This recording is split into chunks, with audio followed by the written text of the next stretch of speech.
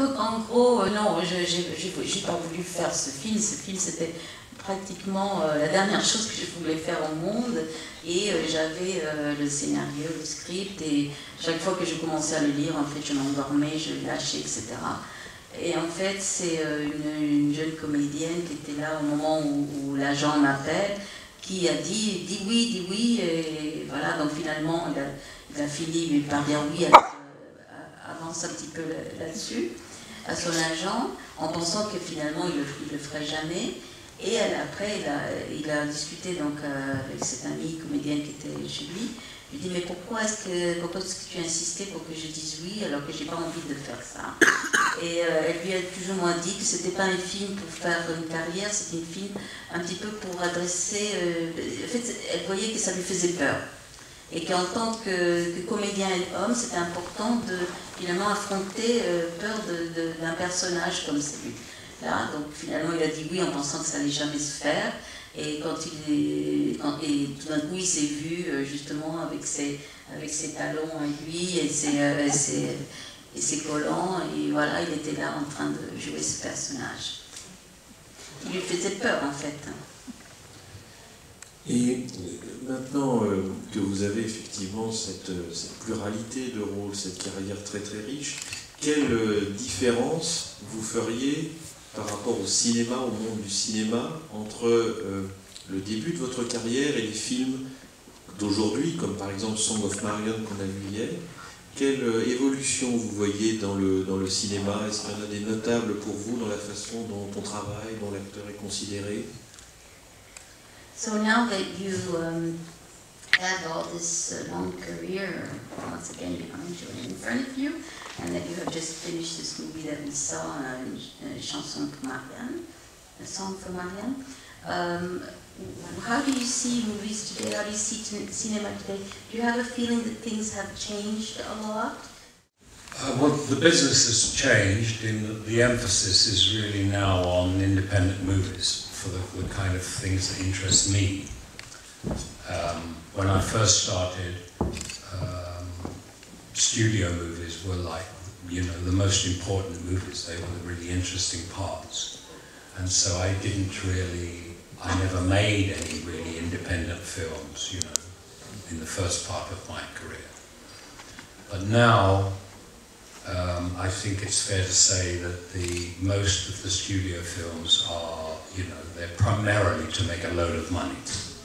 So they make films for children, you know, and I've got no aversion to earning money, but the kind of films that are being made where you can get big money are not the kind of things that really interest me. They're not the kind of movies that I personally go to see.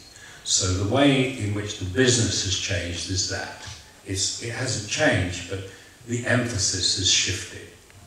So nowadays, like, you know, the last half a dozen movies I've made have all been independent.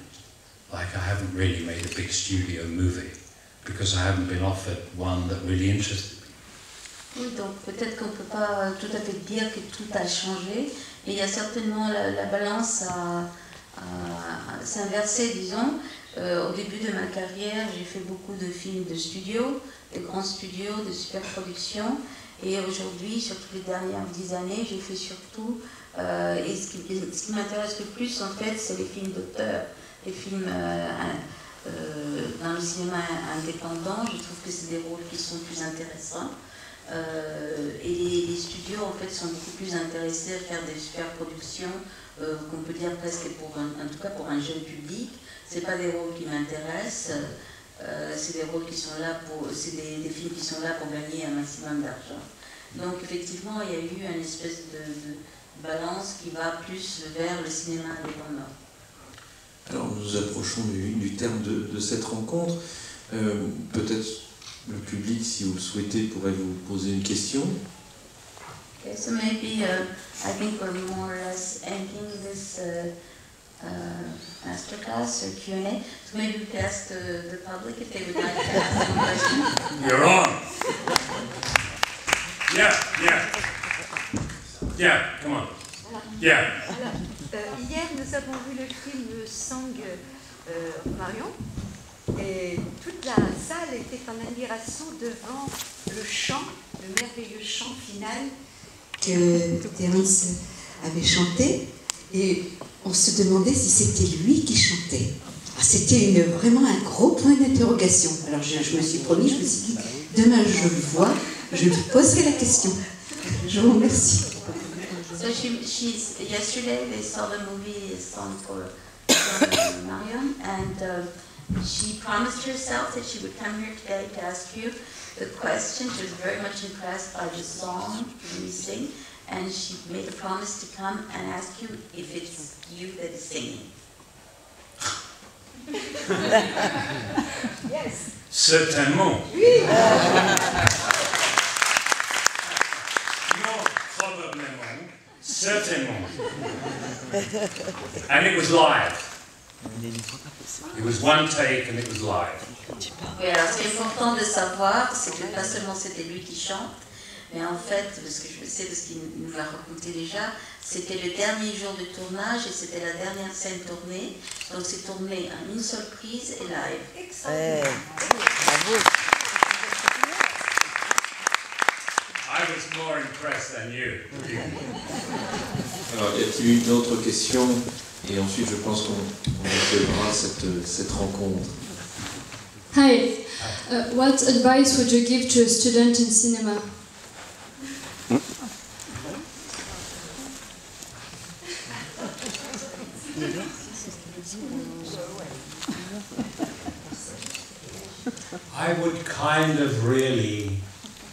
I would really pay attention to as many things as you can that are happening to you. In other words, I would really try to be honest about what's coming towards you. I can honestly tell, I'm not going to tell you something that I haven't lived. And if I were young now, with like the knowledge I have now, I would say be passively aware. So in other words, be really aware, but don't like try to force things. Just make your attention as complete as you can, and you'll notice that things come to you. And the things that come to you make you feel good. You follow them. That's like, I give you that from like the ceiling of my intelligence. Thank you. Si on peut aller au plus haut de mon expérience et de ce que j'ai compris de mon intelligence, ça serait en tant qu'étudiant de cinéma, le conseil que j'aurais à donner, c'est de ne pas forcer les choses, de vivre les choses, de laisser que les choses viennent vers toi et de suivre ça, tout simplement. Une toute dernière question, parce que nous allons devoir achever cette rencontre. Ce sera la dernière. Reste Binxing. Je ne suis pas étudiante de cinéma, je suis étudiante de journalisme à l'école supérieure de journalisme de Lille. Enchantée. Ma question about Song for Mariam, your new film. I don't know if you read film critic in Daily Mail. En tout cas, Daily Mail said you are enduringly handsome. So for you personally, you wonder how people think about you. Go handsome or prefer experienced? I'm sorry, I didn't. What is the question? Is the fact that his looks, is it important? Just my question is for you personally. So you prefer how people think about you. Okay. So prefer handsome, just as the Daily Mail in his film critic series stamp he's enduringly handsome, or just an experienced actor. Oui. Donc oui, si j'ai bien compris, c'est en fait la jeune femme qui est donc pas étudiante de cinéma mais étudiante journaliste a lu un article dans le Daily Mail qui dit qu'en fait il continue à être un petit peu éternellement beau. Et est-ce que la question c'est est-ce que cette beauté personnelle est importante plus que peut-être I was never as good looking as I was on film, you know. That Billy Budd, I was never that good looking. It was just one of those things that the camera just loved me. So I never really felt that I was as good looking as everybody thought I was. I never, because I was just, what I was like really, really photogenic. And the only thing I've contributed to that really is that I wanted to age well. I didn't necessarily, I wasn't thinking about my looks.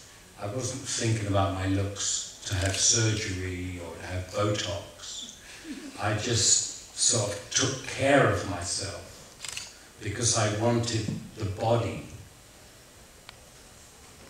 I wanted the body to be ready for like a long career. So I was looking after my body like a Formula One driver looks after his tires. Oui, donc moi-même, je ne me suis jamais considérée comme quelqu'un de très beau.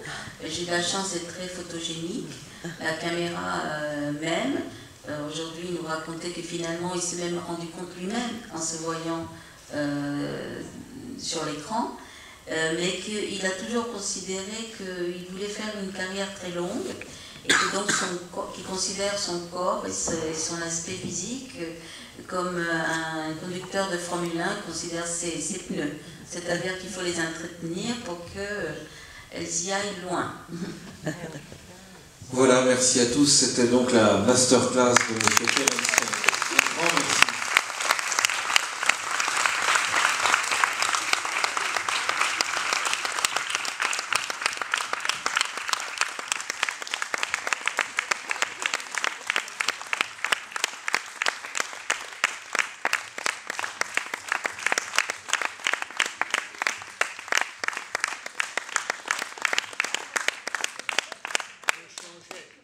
Vous savez chanter?